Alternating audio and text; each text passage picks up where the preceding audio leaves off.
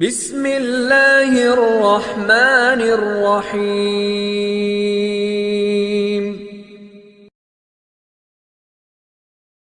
हमारे चैनल को सब्सक्राइब करें और नई अपडेट्स के लिए घंटी के बटन को जरूर दबाएं। اللهم صل على محمد وعلى آل محمد كما صليت على إبراهيم وعلى آل إبراهيم إنك حميد مجيد. اللهم بارك على محمد وعلى آل محمد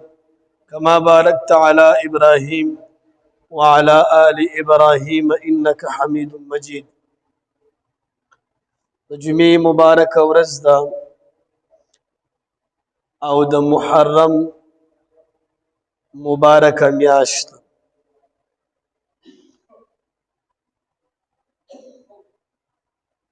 د قمری کال اولنې اسلامی میاشت. الله په قرآن کې فرمایي چې د میاشتو حساب د الله په نیز باندې 12 دي. د هغه ورځې نه چې کوم ورځې نه ځمکه او اسمانونه ما پیدا کړي دي، خو په دې کې 4 میاشتې دا محترم دي، معزز دي. یو خبره خدا معلومیږي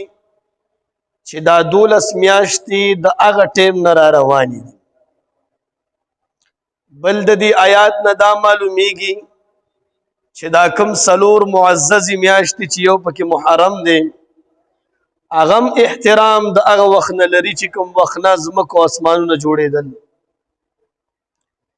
دا یاد ساتئ،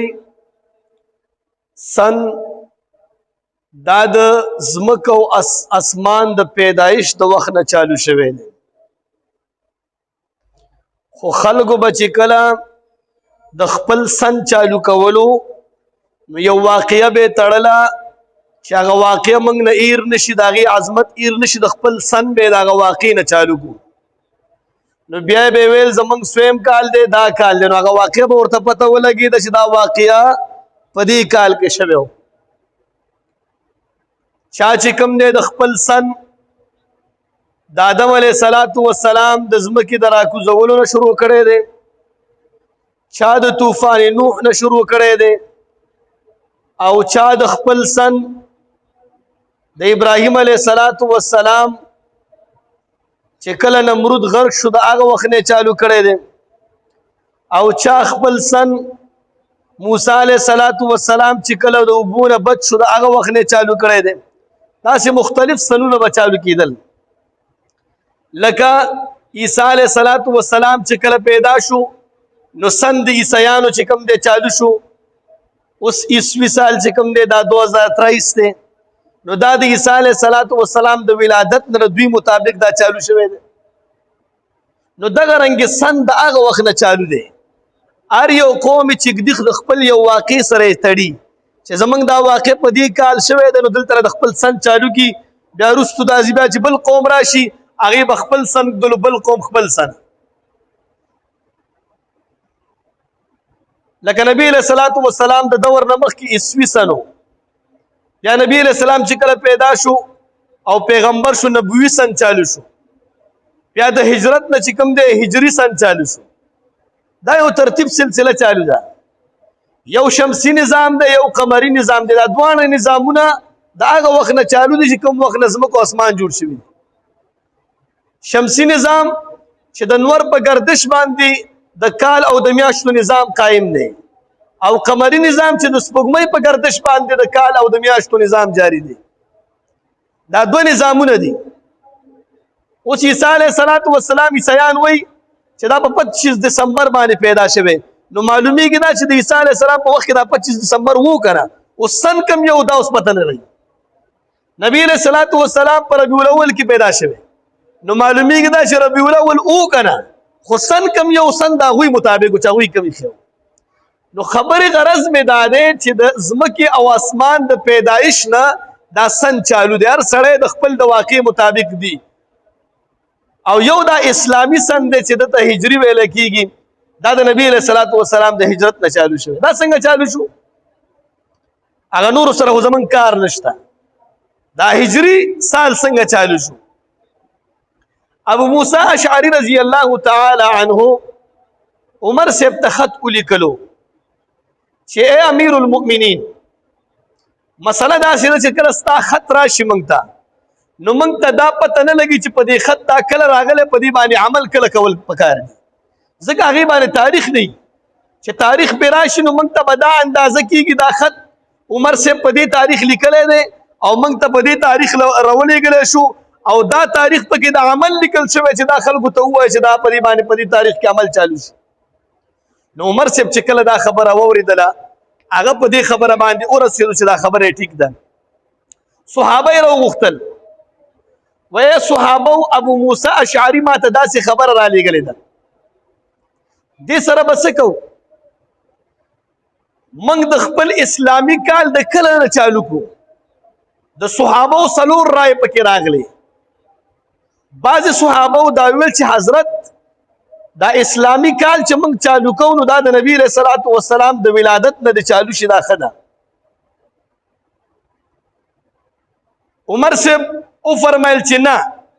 ولادت کې لږ اختلاف شته چې نبی علیه السلام کله پیدا شوی یوه ډله پکې داسې راغله چې هغوی دا وویل چې د نبی علیه الصلاة والسلام د وفات نه به چالو کړو په دې باندې اعتراض وشو چې یاره دا به د غم سره بیا تعلق ساتي یوه رای پکې دا راغله چې نبی علیه السلام کله پیغمبر شو هغه وخت نه دا اسلامي کال چالو کړی شي په دې رای باندې اتفاق رانغی غالبا علی المرتضی رضی الله تعالی عنه فرمایل چې حضرت دا اسلامی کال نه پکار دی د هجرت نه چالو شي چې نبی علیه الصلاة والسلام هجرت کړی دا یو لوی واقعه ده نو دې د اسلامي کال چالو کړی شي امیر المؤمنین عمر بن الخطاب رضی الله تعالی عنه په دې خبره باندې تسلی راغله چې اسلامی کال دی دا د هجرت نه چالو کړی شي نو دا خبره وایي صحابو په منځ کې ټیک شوه اوس اختلاف په دې باندې شو چې د کومې میاشت نه چالو کړی شي دا خو 12 میاشتې دي نو په دې کې مې یو څو ډلې راغلې خو بهترینه ډله پکې د محرم نه چالو کېدل شو ځکه چې ذوالحجې کې نبی علیه السلام ته دعوت ورکړی شوی و او محرم نه سټارټ د هجرت شوی و نو صحابه دا ویل چې دا اسم د هجرت نه چالو شوی دی نو میاشتو په حساب سره پکار د محرم دا مقدم کړی شي او دا اسلامي کال د محرم میاشت شروع کړی شي نو دا اوس چې کوم موږ وایو دا هجري سال دی دا د نبی علیه السلام د هجرت نه چالو شوی او یو عیسوي سال دی د عیسی علیه السلام د ولادت د هغوی مطابق د هغې نه چالو شوی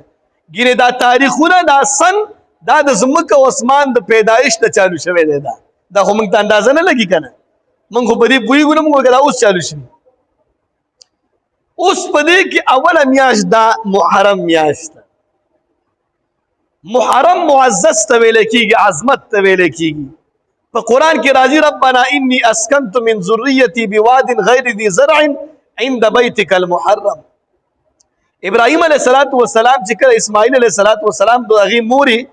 بیت الله شریف سره پرېغوسته نو الله ته دعا وکړه چې یا الله ما دا داسې ځای کې پرېغوسته چې یو خو ستا کور سره لنډ دی بل دلته څوک شته دی نه عند بیتک المحرم ستا معزز کور سره مې پرېغوسته نو محرم په معنی د معزز دی دې میاشت ته الله ډېر لوی عزت ورکړی څلورو میاشتو ته عزت ډېر میلو شوی ذوالقعده ذوالحجه محرم او یو پکې رجب دی نو دا محرم میاشت دا د اسلامي کال شروعات میاشت د دې ته الله ډېر لوی عظمت ورکړی بلکې زمانه جاهلیت کې دې میاشت ته عظمت حاصلو زمانه جاهلیت کې هم خلکو قتل و قتال به په دې میاشت کې نه کوو دې میاشت ته به ډېر لوړ مقام باندې کته چې دا ډېر لوړ میاشت بلکې مسلم شریف کې یو روایت دی چې دې میاشت تعظیما الله د خپل میاشت ویلې په مسلم شریف کې یو روایت کې راځي چې شهر الله محرم دا د الله میاشت په یو روایت کې داسې راغلی چې د رمضان نه علاوه معزز او افضل روجي دا د محرم روجي دي د رمضان نه علاوه افضل روجي اشرف روجي دا د محرم روجي دي یو روایت کې داسې راغلی غنیة الطالبین یو کتاب دغې لیکلي چې د نورو میاشتو رمضان نه علاوه د نورو میاشتو یو میاشت روجه او د دې میاشت یوه روجه دا برابر ده دا ډېر بهترین میاشت ده محرم په دې کې ډېر واقعات شوي دي نو محرم میاشت د عظمت والا میاشت دی